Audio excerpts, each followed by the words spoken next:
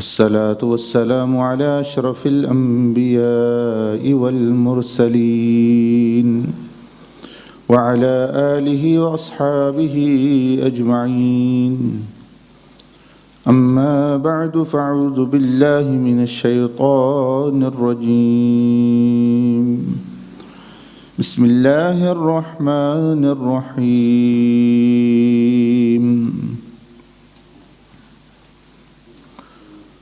قد أفلح من زكاها وقد خاب من دساها.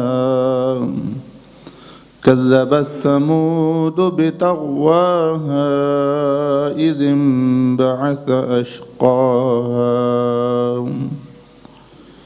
فقال لهم رسول الله ناقة الله وسقياها. فكذبوه فعقروها فدمدم عليهم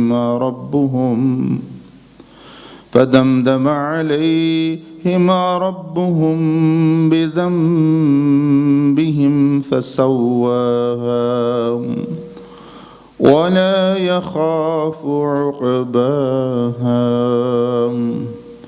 آمنت بالله صدق الله العظيم. اللهم صل وسلم وبارك على سيدنا محمد المصطفى أحمد المجتبى وعلى آله الأتقياء وعلى أصحابه الأسفياء. السلام علينا وعلى عباد الله الصالحين. اما بعد. اللہ جل مجدہ نے قرآن مجید میں ارشاد فرمایا، مختلف انبیاء علیہم السلام اور اولیاء اللہ کے واقعات بیان کر کے کہ لقد كان في قصصهم عبرة لأولي الألباب، کہ یہ جو قصے اور واقعات اللہ پاک نے فرمایا کہ میں نے بیان کیے، یہ تمہاری انٹرٹینمنٹ کے لیے یا ذہنی آسائش کے لیے یا دلچسپی کے لیے صرف نہیں ہے، بلکہ اللہ پاک نے، کیونکہ انسان کی عادت ہے کہ وہ قصے اپنی دلچسپی کے لیے اور انٹرٹینمنٹ کے لیے وہ سنتا اور سناتا ہے۔ پہلے وہ سے زبانی کہانیوں کی شکل میں سنائے جاتے تھے، والدین بچوں کو بڑے بڑے قصہ خواں واعظ کرنے والے ہوتے لوگ، وہ قصے کہانیاں سناتے گاؤں میں شہروں میں۔ اس کے بعد جب کاغذ کا تھوڑا زمانہ آیا تو وہ قصے کہانیاں کاغذوں کی شکل میں آ گئے، چھوٹے چھوٹے رسالوں کی شکل میں آ گئے، لوگ کہانیاں قصے پڑھتے، عاشقی مشوقی اور ادھر ادھر کے اور دنیا کے، اور ایک دوسرے کو محظوظ اور انٹرٹین کرتے۔ اس کے بعد پھر جو ہے پھر رسالے یہ آنے شروع ہو گئے۔ اس کے بعد پھر جو ہے فلم کا زمانہ آیا، وہی قصے کہانیاں جو پہلے زبانی اور پھر کاغذ اور پھر کتابیں اور پھر رسالوں میں، اب وہ ڈراموں میں آنے لگے، فلموں میں آنے، لوگ وہی دیکھ رہے ہیں۔ تو یہ انٹرٹینمنٹ کے لیے انسان بھئی کیا ہوا دلچسپی ہوتی ہے، اور تاکہ وہ ذہن وہ ادھر رہے۔ وہ کیوں عام طور پر ہر انسان قصے میں کیوں دلچسپی لیتا ہے؟ ایک وجہ اس کی یہ ہوتی ہے کہ جب کوئی چیز دلچسپی سے وہ سن رہا ہوتا ہے تو اس کا دماغ ہر طرف سے ہٹ کے اس طرف ہی توجہ کرتا ہے، جس وجہ سے وہ ایسے جیسے نشے والا بندہ ہوتا ہے، بھئی وہ کہتا ہے میں شراب پی، میں دنیا بھول گیا، میں سوتا ہے بندہ، غم غلط ہو جاتا ہے۔ تو قصے میں کہانی میں اس کی توجہ پوری کی پوری، اگر کہانی فلم ڈرامہ جو بھی ہے وہ دلچسپ ہو تو وہ اس طرف ہو جاتا ہے پورا ذہن، اور اس کو پھر اپنا پریشانیاں وغیرہ بھولی رہتی ہیں، تو وہ لوگ پسند کرتے ہیں کیونکہ ذہن انگیج رہتا ہے، مشغول رہتا ہے۔ تو اصل میں اس کی وجہ بھی یہی ہے کہ وہ اس انسان کو سکون حاصل نہیں ہے، اطمینان حاصل نہیں ہے، راحت حاصل نہیں ہے، اندر سے وہ خالی ہے، اندر اس کا ویران ہے، اور وہ قصے کہانیوں کا اور ڈراموں اور فلموں کا سہارا لیتا ہے کہ میرا اندر تو پریشان ہے، میرا اندر تو ویران ہے، چلو اس ویرانگی سے ذرا دل ہٹ جائے گا، دل بھول جائے گا، اور وہ ادھر اپنا رہتا ہے۔ اب بھی آپ دیکھ لیں، جو لوگ یہ فلم ڈرامے دیکھتے ہیں وہ پیچھے اس کی وجہ یہی ہوتی ہے، کہتے ہیں جی ذرا جی ذہنی ریفریشمنٹ کر لیں۔ وہ شیطانی ریفریشمنٹ اور نفس کی اور شیطان کی ریفریشمنٹ ہے جو گناہ سے ہوتی ہے۔ روح کی اور قلب کی جو تازگی ہے وہ نیکی سے، وہ اس کی غذا سے آتی ہے۔ تو یہ لوگ کیونکہ شیطانی بیماریوں میں مشغول اور اس کے مرتکب ہوتے ہیں، اس لیے ان کو ریفریشمنٹ بھی شیطانی چاہیے۔ اب نشیائی کی جو ریفریشمنٹ ہے وہ تو نشے سے ہوگی، شرابی کی شراب سے ہوگی، زانی کی زنا کے سے ہوگی، اور غیبت کرنے والے کی غیبت سے ہوگی، اس کو تو ایسی ہی چیزوں کی لت پڑے گی۔ تو یہ بھی جو آج بھی جو بندے ادھر گھروں میں عورتیں ہوں یا مرد ہوں، وہ جو یہ زیادہ ان چیزوں میں مشغول رہتے ہیں، اس کی ایک وجہ یہ بھی ہوتی ہے کہ ان کو اندر سے اطمینان، ایک وہ اللہ سے تعلق، کوئی راحت، کوئی سکون، کوئی مقصد زندگی وہ نہیں ہوتا، ہر معاملہ گڑبڑ ان کو نظر آ رہا ہوتا ہے۔ تو وہ کہتے ہیں چلو ذرا غم غلط کرنے کے لیے، توجہ ہٹانے کے لیے تو ڈرامہ دیکھتے ہیں، اتنی دیر میں ہم ادھر مشغول رہیں گے، لیکن وہ تو ختم ہو جاتا ہے، ڈرامہ تو ختم ہو جاتا ہے، فلم بھی ختم ہو جاتی ہے، اور وہ حقیقت پھر سامنے آ جاتی ہے۔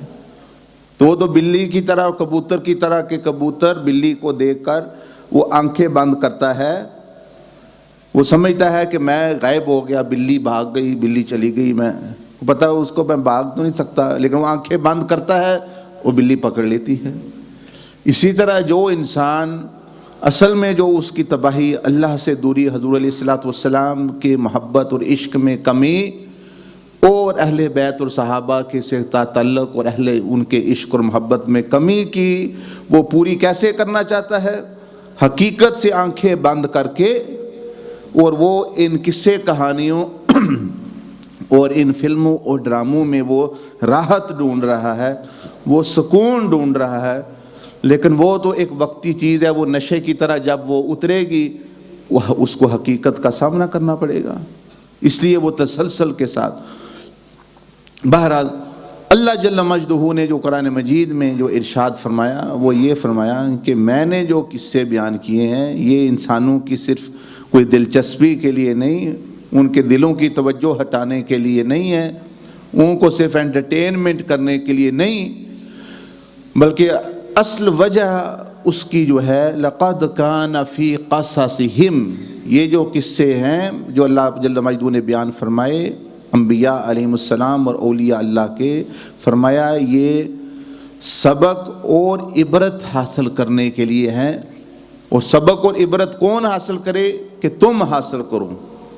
کیا تم تو، تمہارے اندر تو وہ صفات نہیں ہے وہ جن کا قصوں میں بیان ہو رہا ہے، اور جو ان کا نتیجہ اور رزلٹ ہوا وہی تمہارا ہوگا۔ تم اپنے لیے سبق ڈھونڈو ان قصوں میں، ان لوگوں نے جو کیا وہ کیا، جنہوں نے اچھا کیا وہ اچھا پا لیں گے، اور جنہوں نے برا کیا وہ برا پا لیں گے، اور تم بھی جو ہے وہی کچھ پاؤ گے جو تم نے کیا۔ یہی اللہ پاک نے فرمایا کہ قصوں میں صرف جو ہے اس طرح مشغول نہ رہو کہ انہی کی طرف توجہ رہے۔ فرمایا تلک امۃ قد خلت لہا ما کسبت ولکم ما کسبتم، کہ یہ لوگ گزر گئے، امت گزر گئی، ایک لوگ گزر گئے، وہ وہی کاٹیں گے جو انہوں نے بویا، ان کے لیے وہی کچھ ہے جو انہوں نے کیا، جو انہوں نے کسب کیے۔ وَلَكُمْ مَا كَسَبْتُمْ، اور جو تم نے کیا تم اس کا سامنا کرو گے، وہ کاٹو گے، تمہیں اس کا رزلٹ ملے گا جو تم کر رہے ہو۔ باقی وہ لوگ رہے، مثلا یزید رہا یا شمر رہا یا دوسرے جو ان کے ساتھی تھے، وَلَا تُسْأَلُونَ عَمَّا كَانُوا يَعْمَلُونَ، تم سے پوچھ نہیں ہوگی کہ وہ لوگ کیا کرتے رہے.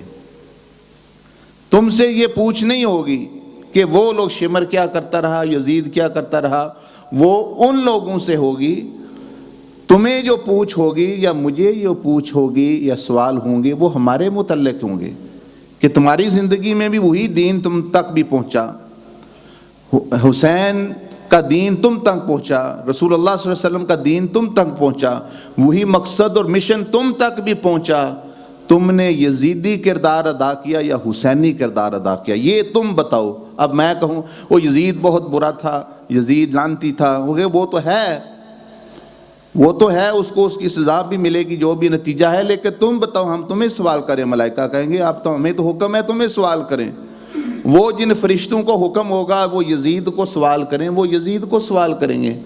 ہمیں اللہ پاک نے اب تمہارے لیے بھیجا ہے, تمہیں سوال کرنے کے لیے قبر میں, حشر میں. ہم نے تو تمہاری زندگی کے متعلق, ہم کسی کی زندگی کے متعلق نہیں پوچھیں گے کہ وہ کیا کرتے رہے, وہ تو اللہ کی مرضی. اللہ جب چاہے گا گواہی کے لیے اس نے اپنے انبیاء اور حضور علیہ الصلوۃ والسلام کو بنانا ہے, گواہی کے لیے وہ چاہے گا تو بلائے گا. لیکن ہمیں تو یہ حکم ہے کہ تمہیں تمہاری زندگی کے بارے میں پوچھے کہ تم نے وہ کیا کردار ادا کیا.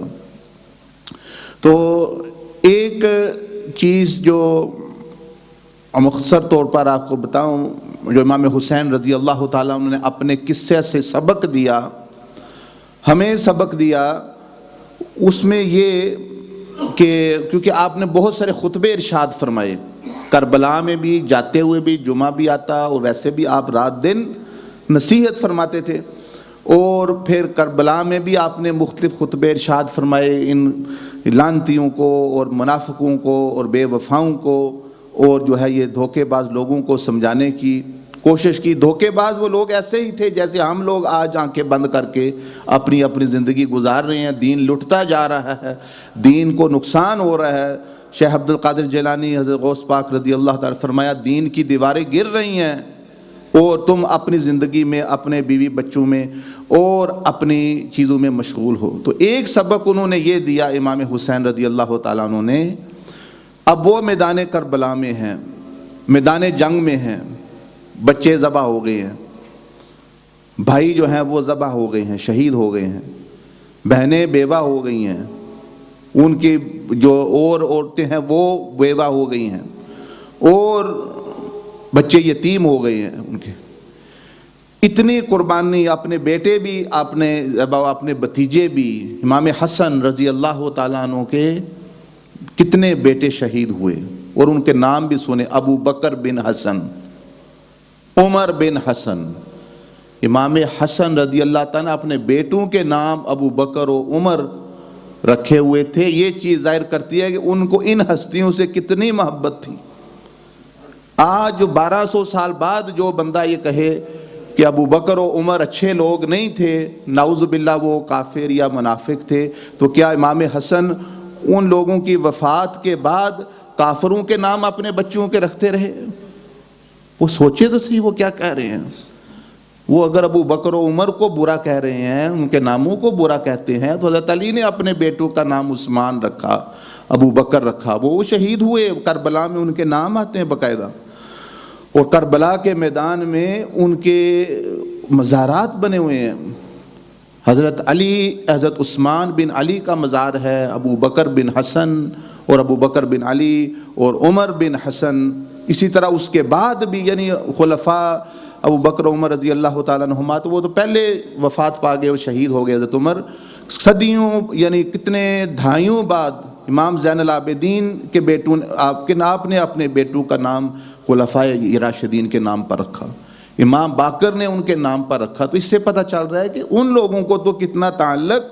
اور آج بھی جو لوگ ہیں ان کو سوچنا چاہیے کہ ہم ان کی محبت میں ان کی بھی بے ادبی کر رہے ہیں کہ وہ اپنے بیٹوں, آج کوئی اپنا بیٹے کا نام کافر پہ رکھتا ہے, کافر کے منافق کے نام پر. بتاؤ فلاں بندہ منافق ہے تو کوئی اپنے بیٹے کا نام رکھتا ہے تو وہ اچھا ڈھونڈ کے رکھتا ہے. اور امام حسن رضی اللہ تعالیٰ عنہ اپنے دور میں جب نام رکھیں گے اپنے بیٹے کا تو کسی منافق, کسی کافر کے نام پر نہیں رکھیں گے. اور کربلا میں جو ان کے بیٹے امام حسین رضی اللہ تعالیٰ عنہ کے کہنے اور آپ کی امارت میں شہید ہوئے, وہ یہی نام تھے ان کے مزار بھی بنے ہیں. اور ہم لوگ جو زیارت کرنے جو لوگ جاتے ہیں شام میں سیدہ زینب رضی اللہ تعالیٰ عنہا یا ان لوگوں تو ان کے مزاروں پر بھی حاضری دیتے ہیں. ان کے مزاروں پر بھی ان کے مزار بنے ہیں باقاعدہ شہداء. تو یہ عام بات ہے، یعنی کتابوں میں لکھی نہیں بلکہ ان کے مزارات بھی گواہ ہیں. تو بات یہ ہے کہ وہ لوگ بھی قربان ہو رہے، اپنے بھتیجوں کو قربان کر رہے ہیں. اور امام حسین رضی اللہ تعالیٰ عنہ اب تلوار لے کے یا اپنے ساتھیوں کے ساتھ کھڑے ہیں، جان جو ہے تھیلی پہ رکھی ہے، پتہ ہے یقیناً اب شہادت ہے، اب دنیا سے علیحدگی ہے. لیکن اس کے باوجود جب نماز کا وقت آتا ہے تو نماز ادا کرتے ہیں. ایک دن پہلے بھی میدان کربلا اور بعد بھی جب نماز کا وقت آتا ہے تو نماز ادا کرتے ہیں. اب سوچیں یا امام حسین رضی اللہ تعالیٰ کہ اے امام آپ تو پہلے ہی عبادت میں ہیں، آپ تو اپنی جان لے کے اللہ کو دے رہے ہیں. جان دینے سے، بچے دینے سے، بھتیجے دینے سے کون سی بڑی قربانی ہے؟ آپ پھر بھی اب نماز کی طرف جا رہے ہیں، اب پھر بھی فرما رہے ہیں مجھے نماز کی اجازت دو، میں نماز پڑھنا چاہتا ہوں. وہ تو آپ تو پہلے ہی عبادت میں ہیں. تو ایک سبق جو امام حسین رضی اللہ تعالیٰ انہوں نے دیا وہ یہ دیا ہم لوگوں کو، جو آج کسی کہو نا بھائی دین کے لیے ٹائم دو، نماز کے لیے ٹائم دو. اے جی رزق بھی عبادت ہے، رزق کمانا بھی عبادت ہے، ٹیکسی چلانا بھی عبادت ہے، اور جو ہے کپڑے دھونا بھی، اور برتن دھونا بھی، اور پیکنگ کرنا بھی، اور دکان چلانا بھی عبادت ہے. ہم تو عبادت ہی کر رہے ہیں. عورت گھر میں کہتی ہے جی میں خاوند کی بچوں کی خدمت کر رہی ہوں، یہ بھی تو عبادت ہے. دوسرا کوئی کہتا ہے میں چیریٹی کا کام کر رہا ہوں، وہ بھی عبادت ہے. میں اپنے بچوں کے لیے یہ کر رہا ہوں، یہ بھی عبادت ہے. اچھا امام حسین رضی اللہ تعالیٰ عنہ کو یہ پتہ نہیں تھا کہ اللہ کی راہ میں جان دینا یہ عبادت ہے. اس کے باوجود فرمایا جب نماز کا حکم آیا تو کتنے بندے شہدائے نے وہ ارد گرد اپنے کھڑے کیے کہ تم حفاظت کرو، ہم نماز پڑھ لیں. وہ پھر بھی تیر مار رہے تھے. اور آپ کا آخری سجدہ تو مشہور ہے کہ آپ نے جو ہے وہ سجدے میں جو ہے اپنی جان دی ہے. تو ایک سبق جو انہوں نے زندگی میں بھی اور ان کی شہادت نے بھی دیا کہ یہ جو لوگ شیطانی پٹی پڑھ رہے ہیں اللہ کے حکم کو اور دین کو چھوڑ کے یزیدیوں کی طرح، ان کو نماز کی کوئی پرواہ نہیں. وہ کہتے ہیں ہم جہاد میں ہیں، ہم تو یزید کے حکم پر جہاد میں آ رہے ہیں اور باغیوں کے خلاف جہاد کر رہے ہیں.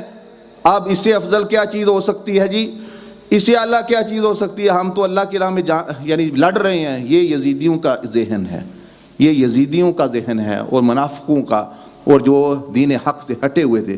حسینی ذہن یہ ہے کہ بے شک تم جان بھی دے رہے ہو پھر بھی اللہ کا حکم جہاں ہے وہ پورا کرو. ٹھیک ہے روٹی رزق حاصل کرنا عبادت ہے، لیکن یہ جو لوگ بہانے اس طرح کے بناتے ہیں وہ عبادت کی نیت سے رزق کما رہے ہیں. وہ تو پیسے کے لیے کما رہے ہیں، اپنے بڑھانے کے لیے، اور مطلب ہے یعنی اپنے دل کو جو ہے پورا کرنے کے لیے. تو ایک سبق انہوں نے یہ دیا کہ جتنے حالات، اب ہمارے ہاں سستی ہو گئی ہے جی، بیمار ہو گیا، میرے یہ درد ہو گیا، میں یہ کرنا ہے، آج کل حالات بڑے پریشان ہیں، مالی مشکلات ہیں، فلاں جی بڑی پریشانی آئی، اس لیے میں نماز کو یا اللہ کے دین کو یا نبی کی صلی اللہ علیہ وسلم کی سنت کو وقت نہیں دے رہا، اس کے لیے نہیں نکل رہا. اس کا سبق امام حسین رضی اللہ تعالیٰ نے دیا کہ اگر میرے سے محبت رکھنے والے ہو، میرے طریقے پر چلنے والے ہو، تو میرے جتنے مشکل حالات میں تم کبھی نہیں آؤ گے. اور ان حالات میں آ کے بھی میں نے اللہ کے حکم، نماز، سنت نبی صلی اللہ علیہ وسلم کو میں بھولا نہیں، تم بھی نہ بھولنا. یہ یزیدیوں کا جو طریقہ ہے.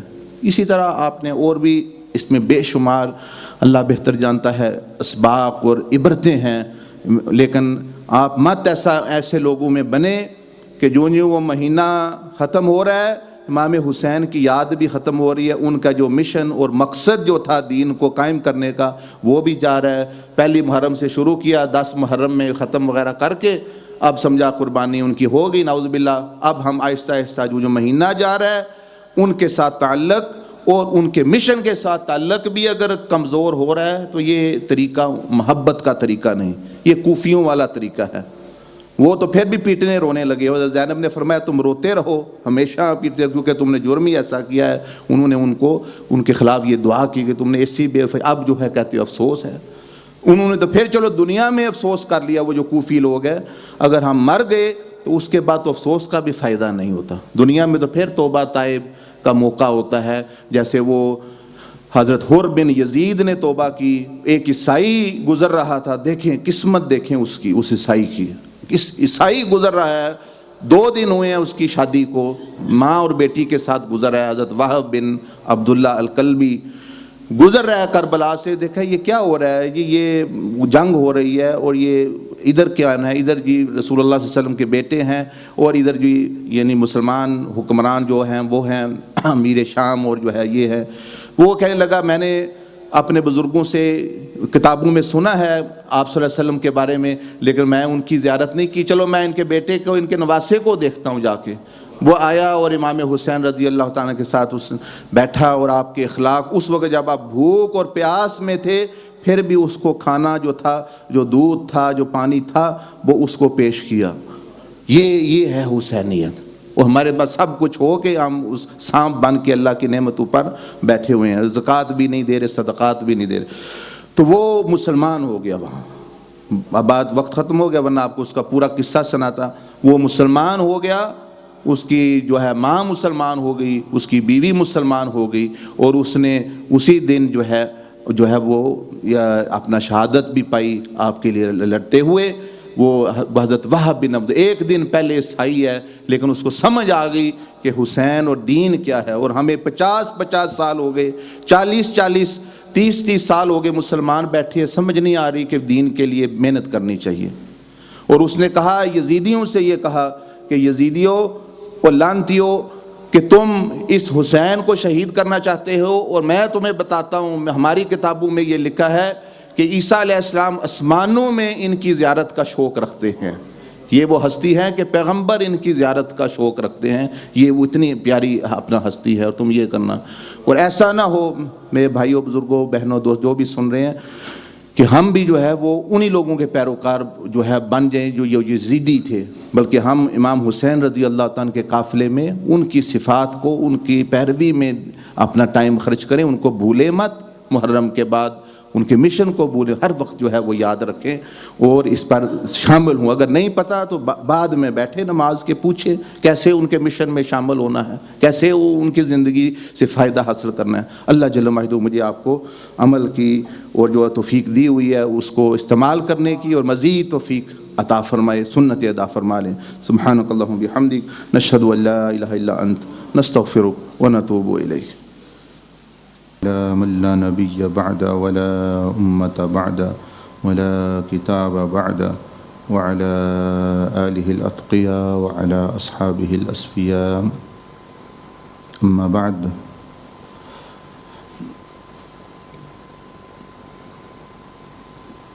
سیدنا ابو بکر صدیق رضی اللہ تعالی عنہ وہ شخص ہیں کہ حضور علیہ الصلوۃ والسلام نے فرمایا کہ یہ وہ ہستی ہیں جن کو میں امید کرتا ہوں کہ 8 جنت کے جو دروازے ہیں ہر دروازے سے آپ کو پکارا جائے گا، ہر دروازہ آپ کے لیے کھولا جائے گا، ہر دروازے سے آپ کے لیے اعلان ہوگا کہ اس طرف سے جو ہے وہ آئیں. کیونکہ آپ علیہ السلام نے فرمایا تھا کہ بعض لوگ ایسے ہوں گے وہ ایک خاص دروازے سے ان کو دعوت دی جائے گی. مثلا باب الریان روزے داروں کا دروازہ ہے، جس میں وہ روزہ دار جو صحیح معنی میں روزہ رکھتے ہیں اور روزہ کے اندر گناہوں سے محفوظ رہتے ہیں، گناہوں سے بچتے ہیں، روزے کا حق ادا کرنے کی کوشش کرتے ہیں، پھر وہ اس میں ترقی حاصل کر کے سنت اور نفل روزے بھی رکھتے رہتے ہیں. تو ان کے لیے ایک خاص دروازہ ان 8 دروازوں میں ہوگا کہ ان میں اسپیشل یعنی کہ سمجھیں کہ ان کو بلایا جائے گا. اسی طرح دوسرے دروازے بھی آپ علیہ الصلوۃ والسلام نے بیان فرمائے. تو سیدنا ابو بکر صدیق رضی اللہ تعالی عنہ نے پوچھا، عرض کی، یا رسول اللہ صلی اللہ علیہ وسلم، کیا کوئی ایسا شخص بھی ہوگا کہ جس کو 8 دروازے جس کے لیے کھولے جائیں گے، 8 دروازوں سے وہ بلایا جائے گا؟ تو آپ علیہ الصلوۃ والسلام نے فرمایا، मैं उम्मीद करता हूँ कि तुम उन्हीं में से होगे। तो इससे देखिए ये भी पता चल रहा है कि आप अलैहिस्सलाम जब बातें फरमाते बाज़ मरतबा और इरशाद फरमाते शायद मतलब आखिरी हज के मौके पर फरमाया कि शायद मैं तुम्हारे अंदर ना रहूं, शायद ये मेरा आखिरी हज हो और मुझसे सीख लो। हज़रत अबू बकर सिद्दीक़ रज़ी अल्लाह तआला अन्हु फरमाया मैं उम्मीद करता हूँ कि 8 दरवाज़ों से तुम्हें बुलाया जाएगा। तो देखिए वो उम्मीद शायद के लफ्ज़ से इससे पता चल रहा है कि आजकल के या पहले ज़मानों के भी जो ये आमिल और नजूमी और इस तरह के जो लोग जो यकीनी आप पर जी ये हुआ है, आप जी आपका काम ठीक हो जाएगा, 7 दिन में ठीक हो जाएगा, आपका जो है मामला ख़राब हो जाएगा, आपका जो है ये काम हो जाएगा, आप बख्शे जाएंगे। भाई ऐसे लोग कितने दूर हैं नबी अलैहिस्सलाम की सुन्नत की पैरवी से। और इससे पता चलता है कि जो सही बुज़ुर्गान दीन और औलिया अल्लाह हैं वो भी इसी तरीके पर चलते हैं। वो यकीनी बात, कतई बात किसी को नहीं जब तुम्हारे साथ ऐसा ही होगा, तुम्हें ये मिल जाएगा, वो यही कहते हैं हम अल्लाह की बारगाह में दरख्वास्त करते हैं, अल्लाह की बारगाह से उम्मीद रखते हैं, इंशाअल्लाह अल्लाह ने चाहा तो आप पर फजल होगा। क्योंकि कतई तौर पर तो जो है वो कौन है जो बंदा जो कह सके हम में से। आप अलैहिस्सलाम ने बाज़ दफ़ा फरमाया तो वो तो वही उतरती थी उन पर, इसलिए वो फरमा सकते थे। उसके बाद जो है कश्फ हो या ख्वाब हो तो उसकी बिना पर भी नहीं, और ऊट पटांग हिसाब किताब लगा के जो है, जैसे एक बुज़ुर्ग को किसी ने कहा कि यानी ख़त फ़ोन पे किया या कोई ख़त कि मेरा ज़रा हिसाब लगा के देखें कि क्या है, क्या हो रहा है या क्या मामला हो मेरे साथ। तो उन्होंने फरमाया मैं तो अभी अपना हिसाब नहीं कर सका, लगा सका कि मेरे साथ क़यामत के दिन क्या होने वाला है, उस हिसाब की तैयारी कर रहा हूँ और मैं तो अपना हिसाब नहीं लगा सका, आपका क्या लगाऊंगा। तो आप अगर जो हाजत है, जो ज़रूरत है तो वो अल्लाह की तरफ रजू करें, परेशानी है तो अल्लाह से मांगे। और अगर देखें अपने दिन रात को अगर गुनाहों में वो सर्फ हो रहे हैं तो उन गुनाहों को छोड़ें और अल्लाह से मामला करें, अल्लाह ही आपका हिसाब लगाएगा और अल्लाह पाक ही हिसाब लगाते हैं, हम आपका हिसाब नहीं लगा सकते। तो इससे एक तो ये पता चलता है कि भाई ये सही, क्योंकि एक एक सुन्नत, एक एक रसूल अल्लाह सल्लल्लाहु अलैहि वसल्लम के कौल से सही वलियों की अलामतें मिलती हैं कि सही औलिया अल्लाह उनमें वो चीज़ पाई जाएगी, वो उस बात पर चल रहे होंगे। क्योंकि वलायत जो है ये नबूवत से फैज़ याफ्ता एक शुआ है, एक समझे एक शुआ निकली है, एक उसकी ब्रांच है एक किस्म की, जो नबूवत आप अलैहिस्सलाम की इत्तबा और मोहब्बत से बंदे को जो है वो अल्लाह की दोस्ती मिलती है, जिसको वलायत कहते हैं। अल्लाह वलायत क्या होती है? जब बंदा अल्लाह को कबूल कर ले, वो अल्लाह बंदे को कबूल कर ले। जब अल्लाह बंदे को कबूल कर ले फिर भी जो है वो अल्लाह आपका दोस्त बन जाता है। लेकिन शुरुआत उसकी ऐसे आम तौर पर होती है नाबत और इज्तबा के मसले की वजह से कि बंदा पहले अल्लाह को कबूल करे। मोहब्बत कहते ही इसको हैं, मोहब्बत कहते हैं कि कबूल किसी को जिस तरह है उसको कबूल कर लो। उसमें जैसे दुनियावी तौर पर तो कहते भाई जो कमी बेशी है उसके साथ ही कबूल कर लो, इसी का नाम मोहब्बत है। मिसाल के तौर पर तो अल्लाह के रसूल सल्लल्लाहु अलैहि वसल्लम में तो कोई कमी बेशी नहीं है, कोई कमी नहीं, कोई नहीं, खूबियाँ ही खूबियाँ हैं। अल्लाह की ज़ात में सिफ़ात उसकी सब अच्छी और उसकी अस्मा अच्छे। और तो इन ज़ातों मोहब्बत का मतलब यह है भाई इनको कबूल कर लो, इनकी बातों को, इनकी जो फरमा बरदारी है, इनकी चाहत को, इनको कबूल कर लो, बस वो वलायत शुरू हो जाती है। और फिर जब अल्लाह कबूल कर ले तो वो वलायत मुकम्मल हो जाती है। शुरुआत इस तरह होती है कि बंदा कबूल करना शुरू करे और उसका फल उस पे जो लगता है जब अल्लाह कबूल कर ले उसके, क्योंकि बंदे की तो बंदा तो कोशिश ही कर सकता है। इसी को अल्लाह पाक ने एक हदीस कुदसी में इरशाद फरमाया, मन तक़र्रब मिन्नी शिबरन तक़र्रबतु मिन्हु ज़िराअन, जो मतलब यह मेरे एक हाथ यानी एक बालिश्त मेरे करीब होगा, मैं उसके एक हाथ करीब हो जाऊँगा। मतलब इब्तदा बंदे की तरफ से है, वो अपनी इब्तदा करेगा, अल्लाह को कबूल करना, अल्लाह पाक ज़्या कबूलियत अता फरमाएगा, फिर वो बढ़ता जाएगा बढ़ता जाएगा। अब ये है कि अल्लाह की बातों को, अल्लाह के हुक्म, नबी अलैहिस्सलाम को कबूल ना करना, उनके तरीक़ों को, और ज़बानी कलामी दावे करते रहना।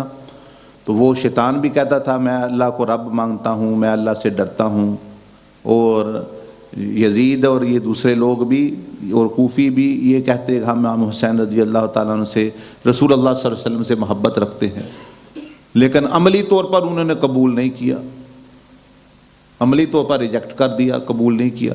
तो असल में अमल की बात है, ज़ुबानी बात की हैसियत तभी है जब अमल तस्दीक कर रहा हो आपकी। तो बहुत सारी वजूहात थी जिसकी वजह से सैयदना अबू बकर सिद्दीक़ रज़ी अल्लाह ताला अन्हु के 8 दरवाज़ों से उनका दाखिला हो। बहुत सारी वजह हैं, लेकिन कुछ लोग पूछते भी हैं, कभी कभी मुझसे भी पूछते हैं भी आप नमाज के बाद, फ़र्ज़ नमाज के बाद बैठ के जो थोड़ी देर बैठते हैं क्या पढ़ते हैं? तो मुख्तलिफ़ अज़कार हैं जो सुन्नत में आए हैं वो पढ़ते हैं। एक उनमें से आज भी आ जाएगा इस निस्बत से, ये हज़रत अबू बकर सिद्दीक़ रज़ी अल्लाह ताला अन्हु से ही के मुतल्लिक़ हदीस है, इसको इमाम तबरानी ने नकल किया, और इसमें ये फरमाया कि 3 ऐसे काम हैं, रसूलुल्लाह सल्लल्लाहु अलैहि वसल्लम ने फरमाया 3 ऐसे काम हैं, 3 अमल ऐसे हैं कि जिन्हें कोई ईमान वाला मोमिन शख्स कर ले तो उसे जन्नत के जिस दरवाज़े से वो चाहेगा वो दाखिल हो जाएगा। यानी जन्नत के जिस दरवाज़े से वो चाहेगा, 8 दरवाज़े हैं उसके लिए, 8 खुले हैं, वो जिस दरवाज़े से चाहेगा वो दाखिल होगा। अब ये क्योंकि हज़रत अबू बकर सिद्दीक़ रज़ी अल्लाह ताला ने सुना, उन्होंने वो 3 काम वो पकड़ लिए, या उनमें से एक पर पाबंदी कर ली है, वो तो सभी पर करते थे, अल्लाह बेहतर जानते। इस वजह से और भी उनके तो वैसे शख्सियत ही ऐसी थी, ऐसी शख्सियत के हज़रत अली, हज़रत इमाम हसन उनके नाम पर अपने बेटों के नाम रखें, मुदाज़ा रखें। अम्बिया के, औलिया अल्लाह के नाम पर बंदा वो सहाबा के नाम पर नाम रखता है, तो वो सैयदना अली रज़ी अल्लाह ताला अन्हु, इमाम ज़ैनुल आबिदीन और इमाम बाक़िर, मोहम्मद बाक़िर रहमतुल्लाह, ये सब लोग ऐसे थे कि ये सहाबा का अदब करने वाले और जो है उनसे मोहब्बत करने वाले लोग थे। तो वो 3 काम, अब हम ये है कि हम सुनते हैं, इधर से सुना और जो है बस भूल गए या अमल ही ना किया, बस कहा बस ठीक है। तो फरमाया एक तो उसको ये इनाम मिलेगा, जिस जन्नत के जिस दरवाज़े से चाहेगा, 8 दरवाजे उसके लिए खोल दिए जाएंगे, और जिस हूर से चाहेगा शादी कर सकेगा। अब जन्नत में हूरों की हज़ारों किस्में हैं, एक अब दुनिया में देख ले कितने किस्म की औरतें हैं, मतलब कोई कम खूबसूरत है, कोई ज़्यादा है, कोई जो है वो किसी मुल्क की है, वो किसी और उनका और मतलब रंग ढंग है, मुल्कों में फ़र्क है, शहरों में फ़र्क है, उनकी रंगों में फ़र्क है, उनके कदों कामत में, उनके जो है यानी जिसामत में, हर तरह की दुनिया में देख ले कितना फ़र्क है। उस जन्नत में तो बहुत ज़्यादा फ़र्क हो, यानी हूरें तो सभी बहुत इंतहाई, उनमें से कम हूर जो है वो भी बहुत खूबसूरत है। कहते हैं कि अगर वो आसमान से चेहरा ही निकाले तो उंगली ही निकाले तो यानी सूरज भी जो है वो शर्मा जाए। वो यानी अगर अपने बाल, अगर जन्नत से उसको हुक्म हो फरिश्ते वो कहें वो अपने बाल ज़रा बालों को हरकत दो तो पूरी दुनिया में यहाँ खुशबू आई उसकी, यानी वो अल्लाह ने उनको ऐसी सिफ़ात और अपनी ख़ास जो है वो कुदरत से पैदा फरमाया। वो थूक दें सारा समुंदर ऐसा जूस बन जाए कि ऐसा दुनिया में जूस ही नहीं पीने के लिए, ये है उनके में असर, यानी ऐसा शरबत, ऐसा जूस, ऐसा मज़ेदार लुत्फ़ वाला बन जाए कि ऐसा दुनिया में सारे जूसों को इकट्ठा कर लो मुख्तलिफ, तो वो उसके मुकाबला नहीं कर सकते, ये उसके थूक का असर है। اور یہ حوریں ہیں جو اپنا بار اس میں بھی ان کے بھی درجات ہیں اور ان کے بھی ہر جنت کے تو اللہ سے اعلیٰ بھی ہیں اور مطلب سبھی وہ اللہ نے ان کو مقامات اور حسن عطا فرمایا۔ بہرحال اس کو لیے فرمایا کہ جو یہ 3 کام کرے گا اس کو ایک تو 8 دروازوں سے وہ داخل جس دروازے کو چوز کر لے، دوسرا جس حور سے چاہے گا وہ شادی کر لے۔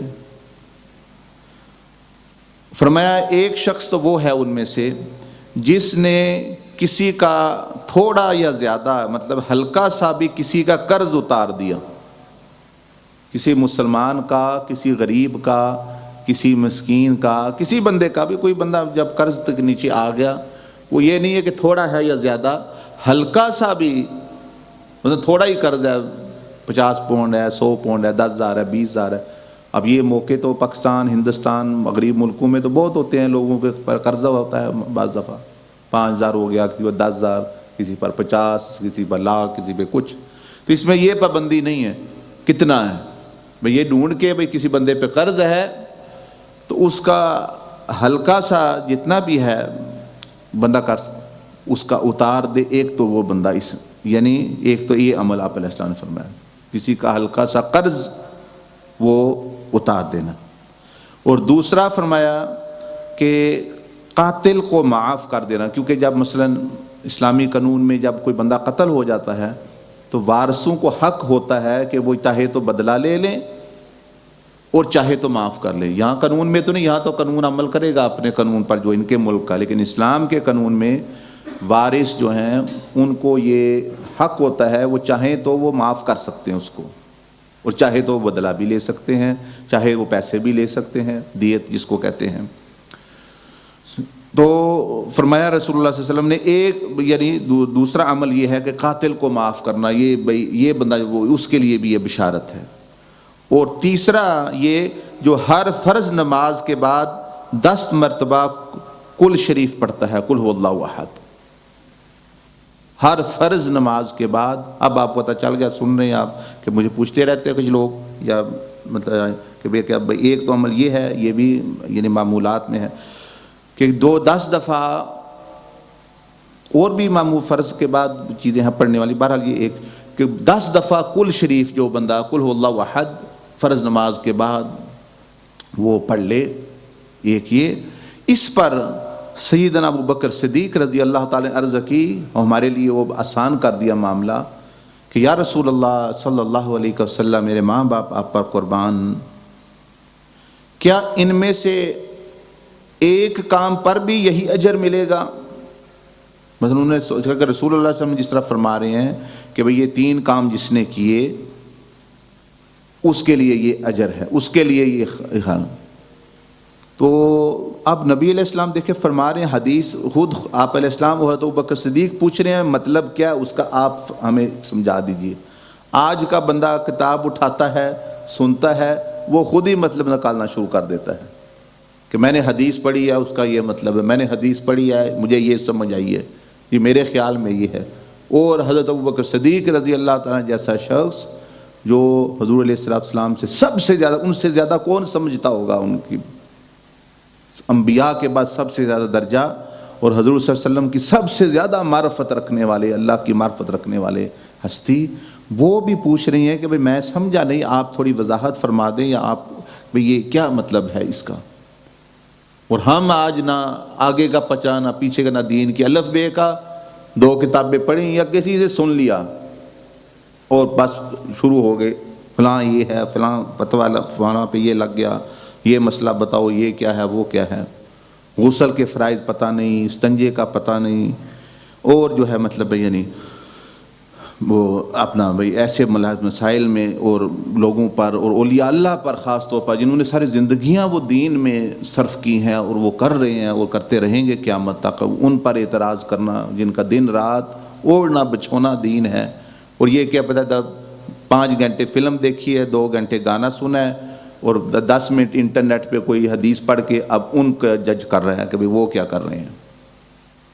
ان کا تو اوڑھنا بچھونا رات دن جو ہے اولیاء اللہ اور علماء ربانیین کا دین کے ساتھ، حضور صلی اللہ علیہ وسلم کے ساتھ اولیاء اللہ کے ساتھ جو ہے وہ گزرتا ہے۔ بعض اولیاء اللہ تو ایسے ہیں وہ کھاتے بھی نہیں جب اللہ کا حکم نہ آ جائے، شیخ عبد القادر جیلانی نے فرمایا عام کھانا نہیں کھاتے وہ، تو ایسے لوگ ہیں لیکن وہ بتاتے تو نہیں ہیں، حکم نہ آئے ایسے اولیاء اللہ وہ کھاتے نہیں ہیں، عام کھانا بھی حلال کھانا بھی وہ جب حکم ہو کھاتے ہیں، نہیں ہو نہیں کھاتے۔ تو ایسے ایسے بزرگ ہیں، ایسے ایسے اللہ کے نیک بندے ہیں۔ پر عام ہم تو حلال ہی کھا لیں اور پیٹ بھر کے نہ کھائیں کچھ، حال یہی ہمارے لیے غنیمت ہے۔ بہرحال سیدنا ابوبکر صدیق رضی اللہ تعالیٰ عنہ نے عرض کی یا رسول اللہ صلی اللہ علیہ وسلم، اسے پتہ چلا کہ حدیث علماء صلحاء فقہاء سے سمجھنی چاہیے، اولیاء اللہ سے سمجھنی چاہیے، اپنے مطلب نہیں لگانے چاہیے، اور جو ایسا کرے گا وہ خطرہ ہے وہ گمراہ ہو جائے گا یا گستاخی کرے گا یا بے ادبی کرے گا، کیونکہ اس کی سمجھ ماں ابو حنیفہ سے ٹکرائے گی، اولیاء اللہ سے ٹکرائے گی، وہ ان پر اعتراض کرے گا، اور ان پر اعتراض کرنے کی وجہ سے وہ ہو سکتا ہے بدبختی کی طرف، بے ادبی کی طرف، گستاخی کی طرف جو ہے وہ چلا جائے۔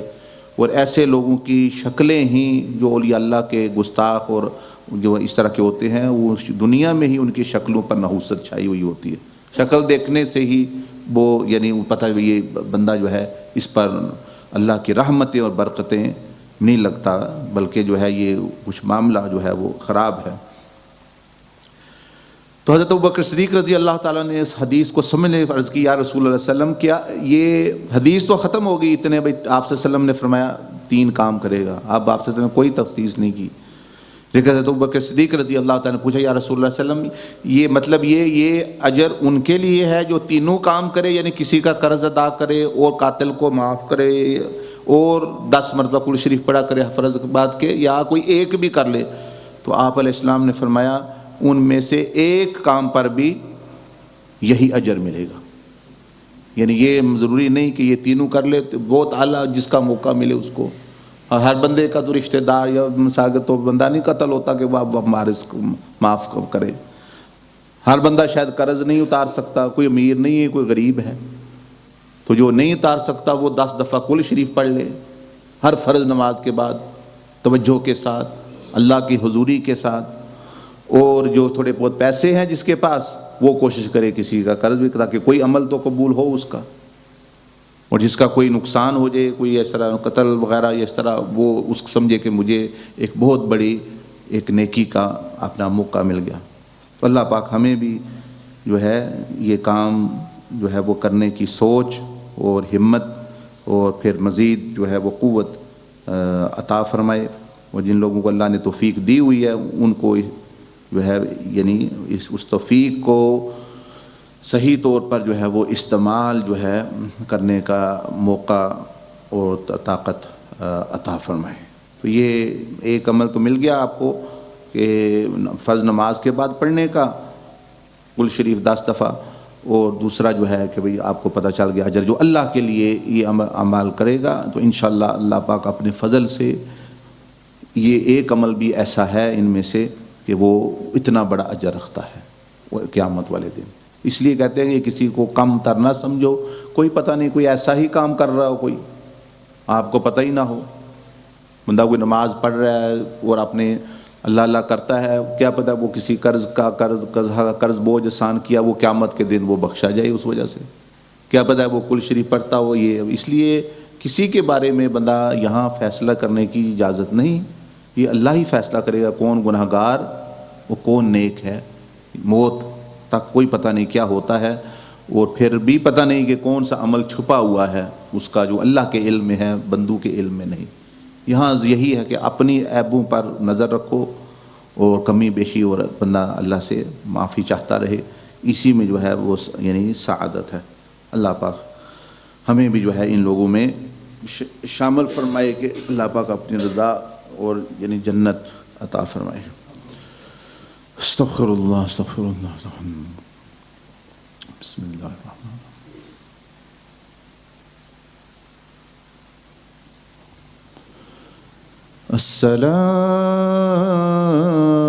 السلام علیک السلام علیک السلام علیک ایھا ورحمة الله وبركاته. السلام عليك أيها النبي ورحمة الله وبركاته. السلام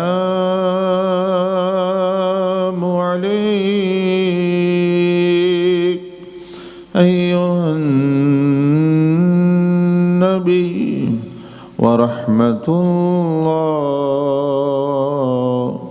وبركاته. السلام عليك يا رسول الله. السلام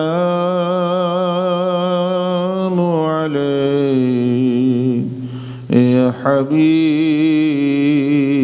الله.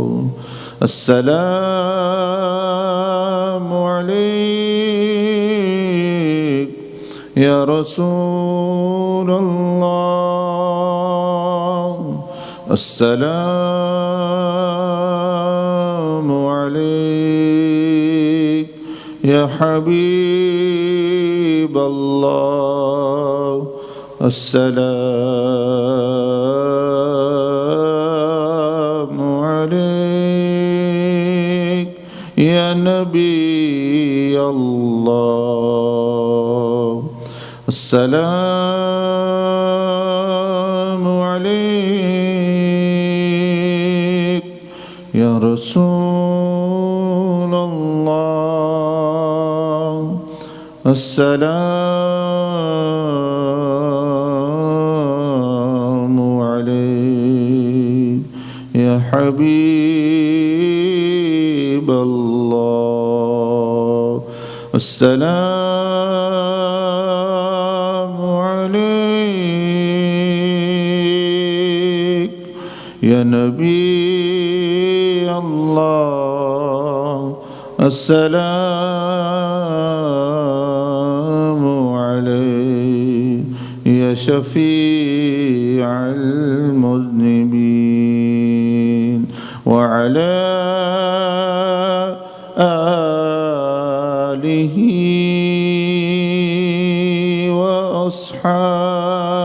وأصحابه أجمعين. الحمد لله رب العالمين والصلاة والسلام على أشرف الأنبياء والمرسلين. یا رب العالمین یا ارحم الراحمین، ہم تیرے ہی مخلوق، تیرے ہی پیدا کردے بندے ہیں، اور یا رب العالمین یا مالک یوم الدین، جس مقصد کے لیے تو نے ہمیں پیدا فرمایا، ہمیں اس کا شعور اور سمجھ عطا فرما۔ ہم دنیا میں آ کے بے مقصد چیزوں کے پیچھے پڑ گئے، جو چیزیں تو نے ہماری خدمت کے لیے، ہماری غلامی کے لیے پیدا کی، ہم انہی کے پیچھے اور انہی کے غلام بن گئے۔ یا ارحم الراحمین، ہمیں ان جھوٹی اور باطل غلامیوں سے نکل کر تیری سچی بندگی اور رسول اللہ صلی اللہ علیہ وسلم کی سچی غلامی اور فرما برداری اختیار کرنے کی توفیق عطا فرما، اور اس توفیق کو یا رب العالمین اپنے نفع میں استعمال کرنے والا بنا، اس سے فائدہ اٹھانے والا بنا، اور ہمیں نبی علیہ الصلوۃ والسلام کی ذات سے محبت، آپ کے دین اور سنت سے، آپ کے اخلاق سے محبت عطا فرما، اور ہر چیز جو آپ علیہ الصلوۃ والسلام سے نسبت رکھتی ہے اس سے محبت عطا فرما، اور آپ علیہ الصلوۃ والسلام کے نورانی اور روحانی اور آسمانی جو جنتی طریقے ہیں یا رب العالمین، نورانی طریقے ہیں، ان پر اپنے آپ کو ڈھالنے کی اور شیطان کے طریقوں اور غلامی سے نجات عطا فرما۔ ہماری تمام مسلمان امت کی، مردوں عورتوں کی اور پچھلے لوگوں کی جو وفات پا گئے، سب کی مغفرت بخشش فرما، اور ہمارا درود و سلام حضور علیہ السلام کی بارگاہ میں پیش فرما، ہماری مجلس کا ثواب آپ علیہ السلام کی بارگاہ میں پیش فرما، اور آپ علیہ السلام کے وسیلہ سے صحابہ اور اہل بیت، خصوصاً شہدائے کربلا اور غازیان اور امام حسین رضی اللہ تعالی عنہ اور دوسرے اہل بیت اطہار اور دوسرے ائمہ اور صلحاء کو اور اولیاء اللہ کو پہنچا، خصوصاً سیدنا عبدالعزیز دباغ رحمہ اللہ، جنہوں نے ہمیں یہ تیرا پیارا راستہ دکھایا اور سکھایا، اور اسی طرح دوسرے اولیاء اللہ کو بھی یا رب العالمین جو دنیا میں آئے اور ہیں، سب کو عطا فرما، ہمیں ان سے فیض سے مستفید فرما، ہماری دنیاوی اخروی مشکلات کو، پریشانیوں کو آسانیوں میں تبدیل فرما، ہر قرض خواہ کا بوجھ آسان فرما، ہر بیمار کو شفا عطا فرما، ہر پریشان کو یا رب العالمین سکون و اطمینان نصیب فرما، ہر مشکل والے کو یا رب العالمین اس سے نجات عطا فرما، اپنی بارگاہ سے بے حد و حساب رزق، علم اور حکمت عطا فرما۔ صلی اللہ علی النبی الامی وعلی آلہ وصحبہ وسلم تسلیما، آمین برحمتک یا ارحم الراحمین۔ استغفر اللہ العظیم۔